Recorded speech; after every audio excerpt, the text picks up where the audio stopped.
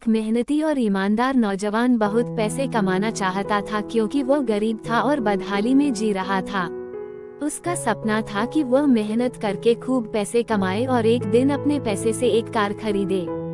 जब भी वह कोई कार देखता तो उसे अपनी कार खरीदने का मन करता। कुछ साल बाद उसकी अच्छी नौकरी लग गई, उसकी शादी भी हो गई और कुछ ही वर्षों में वह एक बेटे का पिता भी बन गया।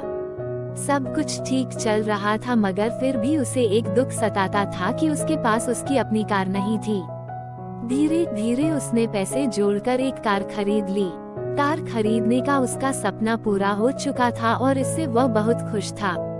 वह कार की बहुत अच्छी तरह देखभाल करता था और उससे शान से घूमता था। एक दिन रविवार को वह कार को रगड़ रगड़ कर धो रहा था, यहाँ तक कि गाड़ी के टायरों को भी चमका रहा था। उसका 5 वर्षीय बेटा भी उसके साथ था।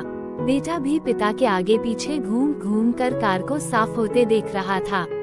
कार धोते धोते अचानक उस आदमी ने देखा कि उसका बेटा कार के बोनट पर किसी चीज से खुरच खुरच कर कुछ लिख रहा है।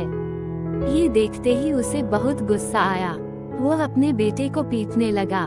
उसने उसे इतनी जोर से पीटा कि बेटे के हाथ की एक उंगली ही टूट गई।